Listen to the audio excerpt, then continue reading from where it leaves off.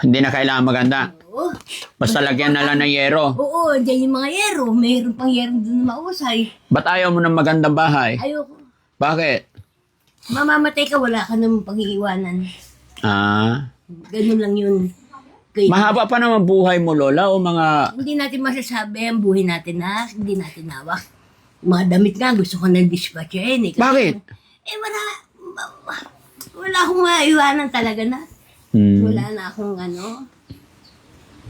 Bakit? Nararamdaman mo ba, Lola, mamamatay ka na? Hindi naman na. Ang ano ko lang, hiniintindi ko yung pag-iiwanan kung ano. Lola, habang nandito tayo, wag nating isipin yung mga gamit natin.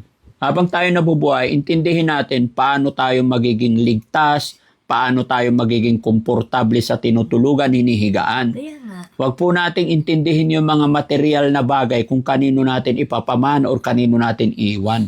Hanggat tayo'y nakakalasa, kumain ng maganda maayos. Hanggat tayo nakikita, tumingin ng magaganda. Hanggat tayo may pag-iisip, mag-isip tayo ng maayos maganda. Meaning, habang tayo mabubuhay, enjoy life. Kaya wala ka ng CR pala. Meron naman butas doon na. Oo. Talagang tapunan din ang... Doon ka na. Paano pagtatay ka, itatapat mo na lang yung puwet mo doon? Hindi, may butas na to. Oh. Meron ako ginawa ko. Dyan sa upuan pala. Matik. Yun ang buhay ko dito na ngayon.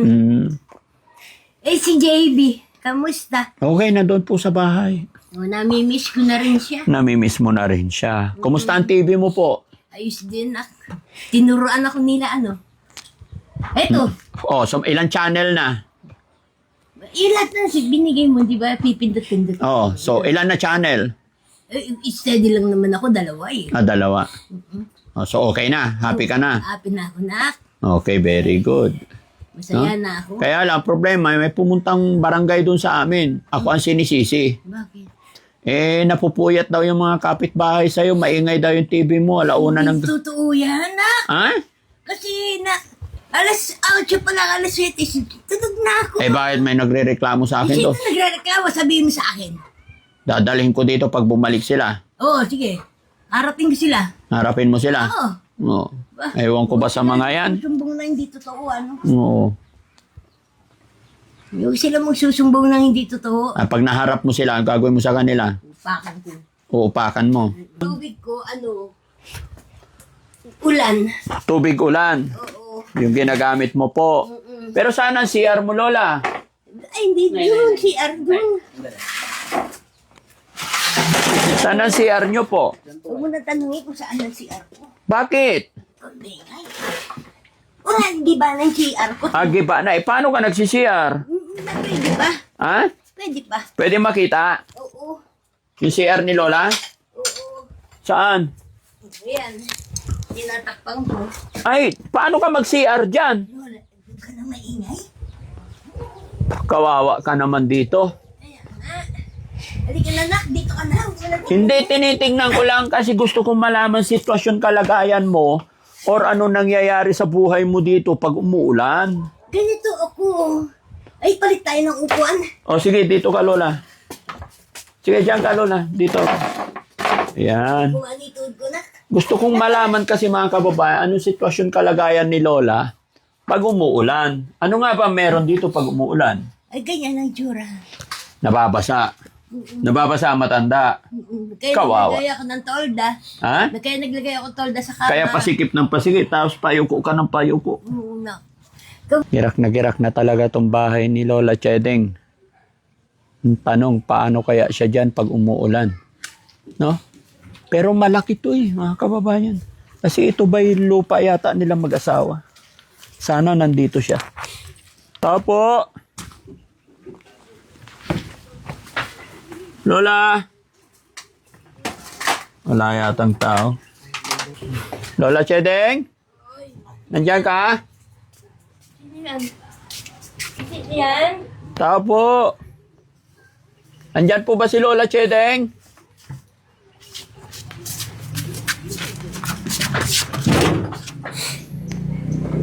Uy, sino kasama niyo?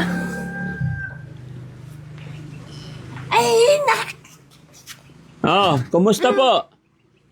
Ha? Halika na, kamusta ka na? Okay lang, okay lang. Sige po, papasok ako.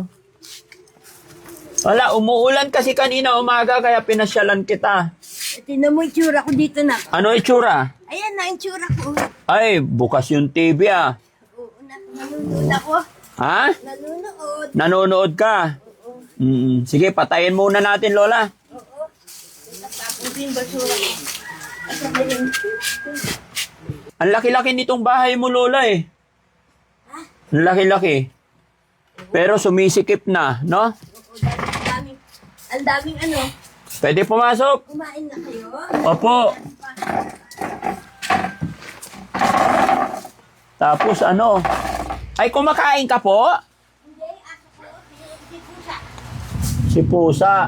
Si Jeje ayaw, wala nang ganang kumain eh. Bakit? Problema ko, ewan ko. Kaya, Baka may trangkaso. kaya nga eh, ano bang gamot sa trangkaso? Sa trangkaso? Oo. Ano, ginisang bawang. Tsaka sibuyas. Ay, adobo na yun? Hindi! Mag-gisa ka bawang sibuyas, ipakain sa kanya. Huwag mo i-adobo yung aso. Kumakain ka ba nun? Hindi. Bawal yun. Oo. Upo ako, Lola. Upo ka rin. Mag-usap tayo. Mas maganda po siguro doon tayo. Doon tayo. O, dito tayo. Saan? Dito. May Ka- upuan po ba kayo dito sa kabila? Meron. Ito pala oh. Wala na ako talagang Hindi. lumalas Okay. eh. Ayan, dito tayo, Lola, para mapag-usap tayo maayos. Alat na.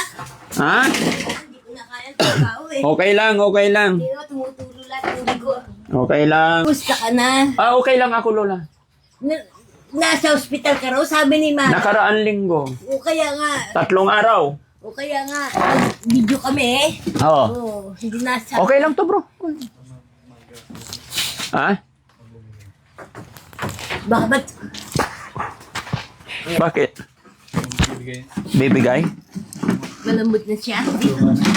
Thank you. So, Teka, sandali na ka. saan ka na naman? Teka, may tatanungin natin. May? Hindi ko sa akin yun.